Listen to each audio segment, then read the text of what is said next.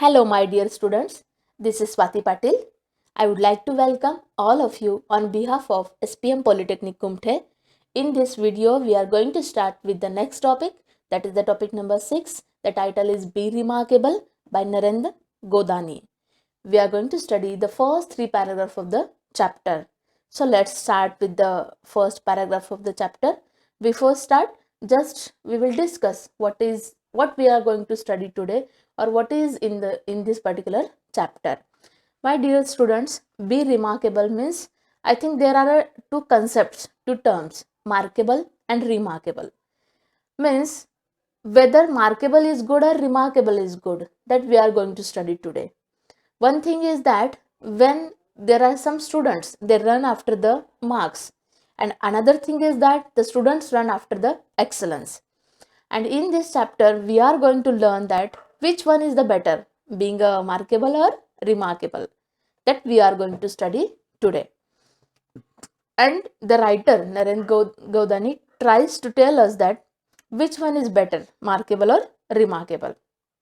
विद्यार्थी मित्र मैत्रिणींना दोन प्रकारचे विद्यार्थी असतात, मार्केबल होण्यासाठी प्रयत्न करतात आणि रिमार्केबल होण्यासाठी प्रयत्न करतात. मग एक्झॅक्टली आपण कशाला फोकस करायला हवं, मार्केबल म्हणजे काय, रिमार्केबल म्हणजे काय, त्याचा अभ्यास आपल्याला या चॅप्टरमध्ये करायचा आहे. मार्केबल रिमार्केबल, मार्केबल म्हणजे मार्कांसाठी पळणारे, मार्कांसाठी अभ्यास करणारे, मार्कांसाठी सगळ्या गोष्टी करणारे. रिमार्केबल म्हणजे वेगळं काहीतरी करू पाहणारे, स्वतःचं स्किल कौशल्य डेव्हलप करणारे विद्यार्थी. आणि हाच काय जो फरक आहे एक्झॅक्टली, जो आपण आपल्यामधला ओळखला पाहिजे आणि स्वतःला रिमार्केबल बनवण्यासाठी प्रयत्न करायला पाहिजे. त्यासाठीचे सगळे डिटेल्स या चॅप्टरमध्ये दिलेत, की जे तुमच्या विद्यार्थी दशेसाठी अत्यंत महत्त्वपूर्ण आहेत. तुमचं करिअर सुरू करण्यापूर्वी जर तुम्हाला अशा गोष्टी समजल्या तर नक्कीच तुम्हाला तुमचं करिअर पाथ योग्य पद्धतीने चालू करण्यासाठी सुरुवात करण्यासाठी त्याची मदत होऊ शकते. आणि व्हिडिओच्या सुरुवातीलाच परत एकदा एक विनंती करते, की मी एक ॲनालिसिस केलं, यूट्यूब ॲनालिसिस, की ज्याच्यामध्ये लक्षात येतं आहे की बरेचसे विद्यार्थी पूर्ण व्हिडिओ बघत नाही आहेत. तर प्लीज असं करू नका. खूप एफर्ट्स घेतोय आम्ही आणि एफर्ट्स घेऊन हे व्हिडिओ तुमच्यासाठी वारंवार बनवले चाललेत, की जे कायमचं तुमच्याकडे अभ्यास म्हणून राहणार आहेत, ज्याचा तुम्ही अभ्यास करू शकता. आणि इतक्या प्रयत्नपूर्वक गोष्टी ज्या केल्या जातात त्याला तुम्ही दाद द्यायलाच हवी एक विद्यार्थी म्हणून. तर पूर्ण व्हिडिओ बघा, समजून घ्या. कळत नसेल तर वारंवार विचारा, हेही आम्ही तुम्हाला सांगतोय. हे सगळ्या गोष्टी तुमच्यासाठी आहेत, त्याचा तुम्ही पुरेपूर लाभ घेतला पाहिजे असं मला वाटतंय. रिक्वेस्ट करते, विनंती करते, ते नक्कीच तुम्ही फॉलो करा. So let's continue with the first paragraph of the chapter. See, why do we study? Is it to make our life secure? Is it to create a career? Will studies truly make our life secure or provide us with a career? Interesting point. Or it is a disappointing, or it is scary. Does it sound like an unnecessary question? See, why do we study? का आपण अभ्यास करतो? Life secure करण्यासाठी? Career create करण्यासाठी? खरंच अभ्यास केल्यानं career मिळतं का माणसाला? लाईफ सिक्युअर होऊ शकतं एखाद्याचं? इंटरेस्टिंग पॉईंट आहे की नाही? काय हे सगळं डिसअपॉइंटिंग करणार आहे, कुठंतरी निराशा देणार आहे, निराशादायक आहे? और इट इज स्केरी, डेंजरस आहे, भीतीदायक आहे, फ्रायटनिंग आहे? Or does it sound like an unnecessary question? का या प्रश्नांची गरजच वाटत नाही आहे? हे एवढे सगळे प्रश्न आपल्या मनामध्ये रेंगाळत असतात सतत. These are the question that flood our mind constantly, right? या प्रकारचे प्रश्न वारंवार सातत्यानं आपल्या मनामध्ये येत राहतात. ओके, पहिल्या पॅराग्राफमध्ये काय आहेत, हे आपल्या मनातले प्रश्न आहेत, की आपण अभ्यास का करतो? करिअर करण्यासाठी का लाईफ सिक्युअर करण्यासाठी? खरंच अभ्यास केल्यानं लाईफ करिअर सिक्युअर होतं का? करिअर मिळतं का? का ह्या सगळ्या गोष्टी कुठेतरी आपल्याला एक टेन्शन देतात, भीती वाढवतात मनामधली? का ह्याची गरजही वाटत नाही, कधी कधी अननेसेसरी आहे, गरजेचं नाही आहे हे, असंही वाटतं का? अशा प्रकारचे येणारे हे आपल्या मनात येणारे प्रश्न आहेत. या सगळ्या प्रश्नांची थोडीफार उत्तरं या धड्यामध्ये आहेत असंही म्हणायला काही हरकत नाही. एक डायरेक्शन दिलंय तुम्हाला, प्रॉपर दिशा दाखवली आहे, की या दिशेने जाल तर तुम्ही तुमचं लाईफ रिमार्केबल बनवू शकता. खूप इंटरेस्टिंग चॅप्टर आहे. खूप चांगल्या प्रकारे माहिती तुम्हाला दिली आहे, की तुम्हाला कशी तयारी करणं गरजेचं आहे आणि लाईफकडं तुमचं करिअर अजून सिक्युअर करण्यासाठी, करिअर चांगलं बनवण्यासाठी काय करणं गरजेचं आहे हे सांगितलं गेलेलं आहे. Let's start with the next point. We are going to forward with the second paragraph of the chapter. Second paragraph. We have lived our entire lives thinking when we complete our studies, the world be waiting with open arms to give us the great opportunities and reward us handsomely. Entire lives we have been thinking that when we complete our study, we can our education can create the various golden opportunities for us. The world is waiting for us. बऱ्याचशा कंपन्या संधी घेऊन आपली जणू काही वाट बघतायत असं आपल्याला वाटतं आणि आपल्याला त्यातली एक संधी मिळणार आहे आणि मला रिवॉर्ड मिळणार आहे, म्हणजे चांगलं पैसे मिळतील, पेमेंट मिळतील आणि मी माझं लाईफ छान जगू शकेन असं आपल्याला वारंवार वाटतं. नथिंग कॅन बी फार more from truth than this thinking. याच्यापेक्षा वेगळं काही सत्य नाही आहे की हे आपल्या मनामध्ये येतच राहतं की अशा प्रकारे काहीतरी घडेल. Many students have faced and terrific disappointments after they have passed out of college, for they discovered what they have is not enough for the world. See, मुद्दा हा आहे, म्हणजे प्रॉब्लेम इथं येतो. सुरुवातीला एज्युकेशन करताना वाटतं की मला बऱ्याचशा संधी मिळतील, माझं एज्युकेशन झालं की मला खूप चांगल्या संधी चालून येतील, जॉब मिळेल, असं होईल तसं होईल. But after the completion of the education, after the completion of the degree, सगळे स्टुडंट डिसअपॉइंट होतात, नाराज झालेले आपल्याला दिसतात. डिस्प्लेजर त्यांना अनुभवायला मिळतं, असमाधान येतं त्यांच्या वाट्याला. आणि काय लक्षात येतं ते कशामुळं होतं की what they have that is not enough for the world. Means if you want to create your career properly, then whatever the skill, whatever the knowledge you have, that is not enough for that particular career. Okay, तुम्हाला जे काही हवंय, तुम्हाला जे काही मिळवायचंय करिअरमध्ये, ते मिळवायसाठी तुमच्याकडे जे आहे ते पुरेसं नाही आहे. हे कधी कळतं आपल्याला? आपलं डिग्री कंप्लीट झाल्यावरती. तिथं प्रॉब्लेम आहे, तिथं मेक आहे असं आपण म्हणू शकतो. What is needed then? What is the gap? Where should we student focus? आणि मग असं वाटतं की काय चुकलं माझं, कशाची गरज आहे मला, कुठं गॅप पडला exactly. Where should we student focus? एक विद्यार्थी म्हणून मी कुठं फोकस केलं पाहिजे? या सगळ्या प्रश्नांची उत्तरं, ही सगळी प्रश्न वेळ निघून गेल्यावर कुठेतरी मनात यायला लागतात आणि मग आपण शोधाशोध सुरू करतो आणि आपली पळापळ चालू होते. See, let me share some pointers, suggestions and guidelines with all of you. आणि रायटर आपल्याला काय म्हणतोय, मी तुम्हाला आता काय करणार आहे, काही सजेशन्स सांगणार आहे, काही गाईडलाईन्स सांगणार आहे की ज्याचा तुम्हाला काय होईल, फायदा होऊ शकतो. Okay, let me share some pointers, suggestions and guidelines with all of you. Means the writer wants to tell us some points, important points. He wants to suggest something. He wants to guide us properly. त्याला काहीतरी आपल्याला मार्गदर्शन करायचं आहे रायटरला आणि त्याच गोष्टी इथं सांगितल्या गेलेल्या आहेत. A few years ago, organizations started taking IQ, intelligence quotient tests that revealed intelligence of the interviewees. The HR department of organization realized even when candidates came to them with good marks, most of them were not qualified for work. See, a few years ago, काही वर्षापूर्वी ऑर्गनायझेशनने एक taste start केली इंटरव्ह्यूसाठी. Okay, कोणती test start केली? IQ नावाची test start केली. That reveal the intelligence of the interviewees. Interviewees means कोण? A person who is question in an interview. ज्याला प्रश्न विचारले जाणार आहेत त्यांना एक टेस्ट ठेवली गेली. त्या टेस्टचं नाव होतं IQ, intelligence quotient. My dear students, you should have to remember these long form of the IQ because it will be asked in your examination. Objective type क्वेश्चनमध्ये या प्रकारचे प्रश्न विचारले जाऊ शकतात. IQचं लॉंग फॉर्म काय आहे? Intelligent quotient. तर बघा, काही वर्षापूर्वी कंपन्यांनी या प्रकारची टेस्ट स्टार्ट केली. The HR department of organization realized even when candidates came to learn with good marks, most of them were not qualified for work. HR डिपार्टमेंटच्या एक गोष्ट लक्षात आली की ज्या मुलांना खूप चांगले मार्क पडलेले आहेत, पण त्या मुलांचा म्हणजे चांगले मार्क असूनही they are not able for the work. Means they don't have that practical knowledge. त्यांच्याकडे प्रॅक्टिकल नॉलेज नाही आहे, ती मुलं खरं काम करण्यासाठी योग्य नाही आहेत, हे त्यांच्या लक्षात आलं HR डिपार्टमेंटच्या.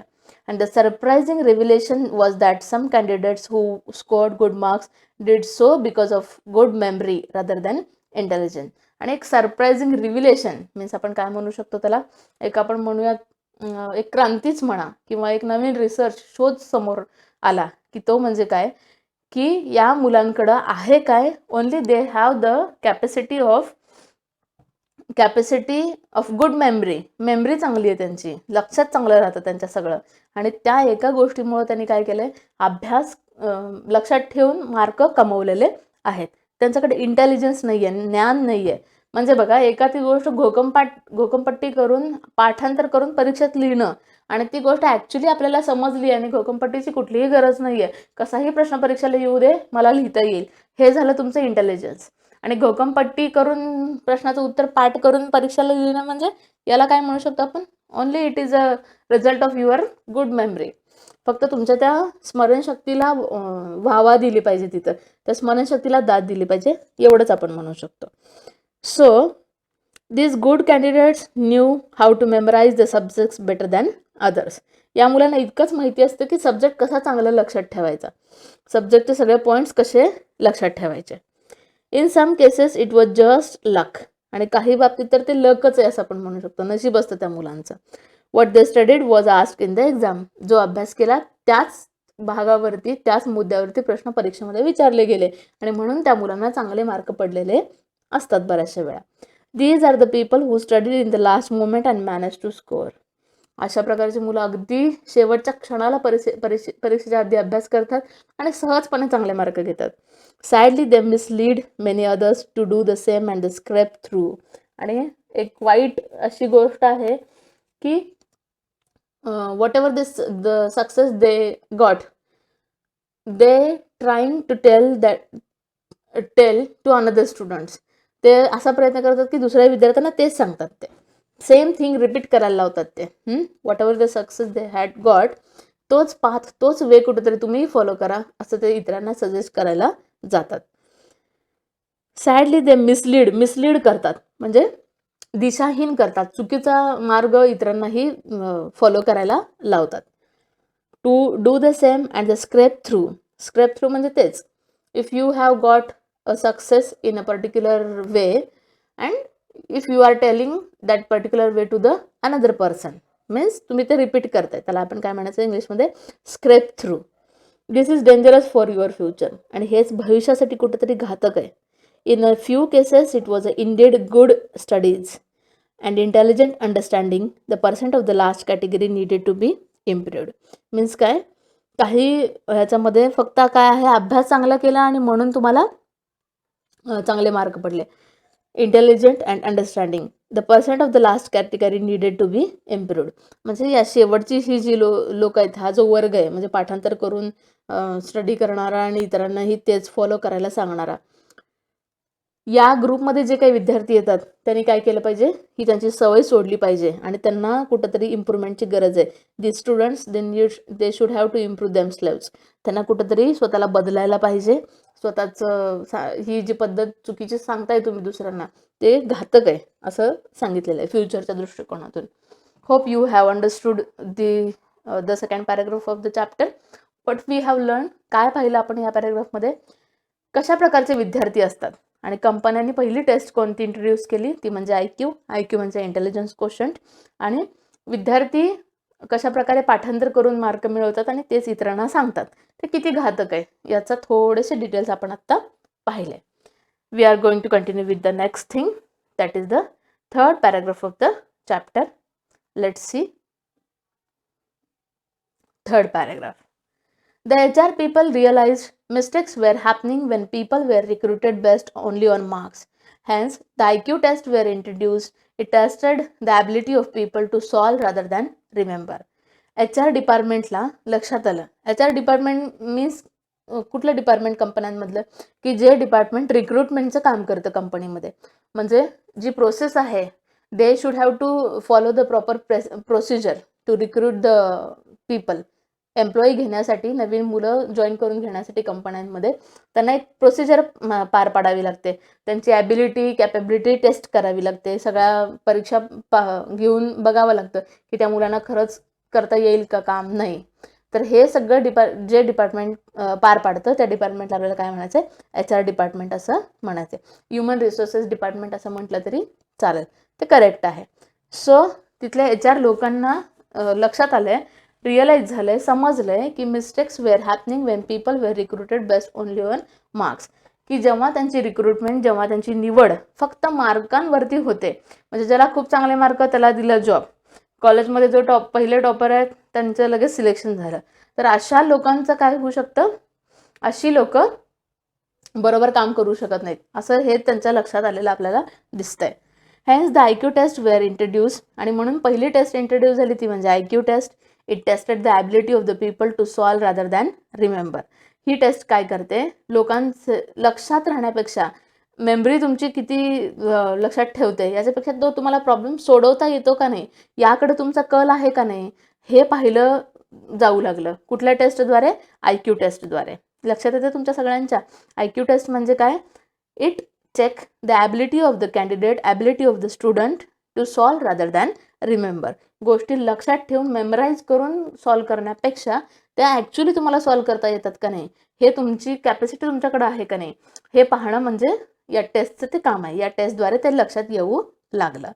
Since this new IQ test were giving them good results, but they got encourage to research how to make things even better. आणि म्हणून IQ टेस्ट इंट्रोड्यूस करून गेली की ज्याचा रिझल्ट खूप चांगला आला, ज्यामुळे चांगली मुलं नोकरीला लागली, चांगल्या मुलांची रिक्रुटमेंट झाली, त्यांना जॉब मिळाला असं आपण म्हणू शकतो. आणि beside the IQ test another new test called EQ test was introduce. आणि मग IQ नंतर पुढची टेस्ट इंट्रोड्यूस केली ती म्हणजे EQ टेस्ट. EQचं लॉंग फॉर्म काय सांगितलं बघा, इमोशनल कोशंट, की जी तुमची भावनिक क्षमता बघणार आहे अशी टेस्ट आपण म्हणू शकतो. This tested the ability of the candidates to be emotionally stable.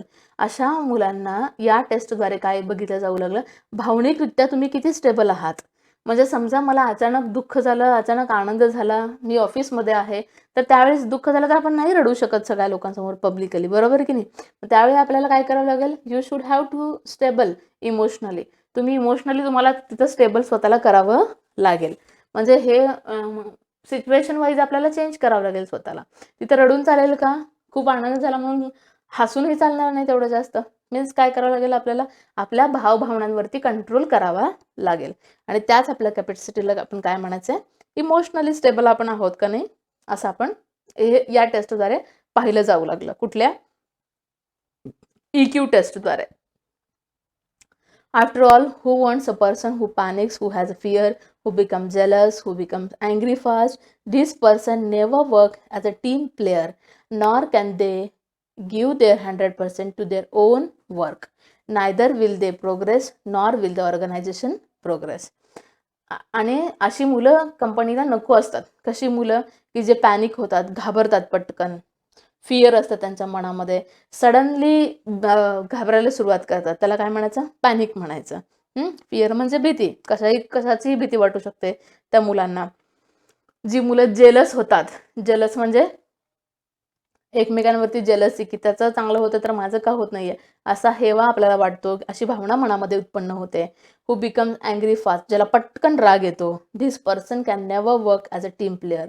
आणि अशी मुलं टीम म्हणून काम करू शकत नाहीत, एका ग्रुपमध्ये राहून काम करू शकत नाहीत. Nor can they give their 100% to their own work. अशी मुलं स्वतःच्या कामामध्येही 100% देऊ शकत नाहीत. Neither will they progress, nor will the organisation progress. असे जे काही कॅन्डिडेट्स आहेत त्या कॅन्डिडेट्समुळं काय होतं, ते स्वतःचीही प्रगती करू शकत नाहीत आणि कंपनीचीही नाही, ऑर्गनायझेशनची सुद्धा नाही. म्हणजे त्यांच्यामुळं कंपनीसुद्धा नावारूपाला येणार नाही आणि त्यांचंही आयुष्य बदललं जाणार नाही. त्यांच्याही आयुष्यामध्ये कुठलीही प्रगती होणार नाहीये. अशी मुलं कंपनीला नको असतात. सो म्हणून ते काय म्हणतात की काय, आपल्याकडे इमोशनली स्टेबल असलेले कॅन्डिडेट्स असणं गरजेचं असतं कंपनीच्या हितासाठी, कंपनी चालवण्यासाठी. Hope you have understood this much. तुम्हाला कळलं असावं. थर्ड पॅराग्राफमध्ये आपण काय स्टडी केलं, 2 टेस्ट पाहिले आपण. कोणत्या? IQ आणि EQ. इमोशनल कोशंट म्हणजे EQ आणि IQ म्हणजे इंटेलिजन्स कोशंट, की जे तुमची बौद्धिक क्षमता पाहणार आहे. आणि EQ इमोशनल कोशंट तुमची भावनिक क्षमता पाहणारी टेस्ट आहे. या टेस्ट इंट्रोड्यूस केल्या गेल्या कशासाठी, तर फक्त चांगली मार्क असलेल्या मुलांची रिक्रुटमेंट व्हायला नको, तर ओव्हरऑल खऱ्या अर्थाने ज्यांच्याकडे स्किल आहे, खरंच त्यांच्याकडे कौशल्य आहे, अशा मुलांची निवड व्हायला हवी, अशा मुलांना संधी उपलब्ध व्हायला हवी. मग भले त्यांना मार्क कितीही असू देत, लक्षात येते तुमच्या? म्हणजे मार्कासोबत तुमच्या या स्किलला देखील अत्यंत महत्त्व आजकाल आलेलं आहे, की हे तुम्हाला करणं गरजेचं आहे. नाहीतर तुम्हाला मार्क खूप चांगले पडलेत, 80% पडलेत तुम्हाला, सगळे थेअरी क्वेश्चन तुमचे पाठ आहेत. पण ॲक्च्युली ती गोष्ट एखादी करून दाखवा म्हटलं, प्रॅक्टिकल नॉलेज तुमच्याकडे काहीच नाहीये, तर तुम्हाला लवकर चांगला जॉब मिळणार नाही. सो म्हणून प्रॅक्टिकलीही ज्ञान असणं, नॉलेज असणं अत्यंत गरजेचं आहे. पहिले 3 पॅराग्राफ तुम्हाला कळले असतील. नाही कळलं असेल तर कमेंट करा, विचारा. नक्कीच फीडबॅक द्यायला शिका. मी वारंवार प्रत्येक व्हिडिओमध्ये हे सांगते. व्हिडिओ पूर्ण पहा, मगच तुम्हाला लक्षात येईल. And we are going to continue with the next 3 paragraph in the next video. पुढच्या व्हिडिओमध्ये आपण राहिलेले 3 पॅराग्राफ कंटिन्यू करतोय आणि चॅप्टर कन्क्लूड करतोय, चॅप्टर संपवतोय. Hope you have understood this much. Okay, we are going to stop today. आता आपण ह्या व्हिडिओमध्ये इतकं हे 3 पॅराग्राफ बघून थांबतोय. Thank you so much.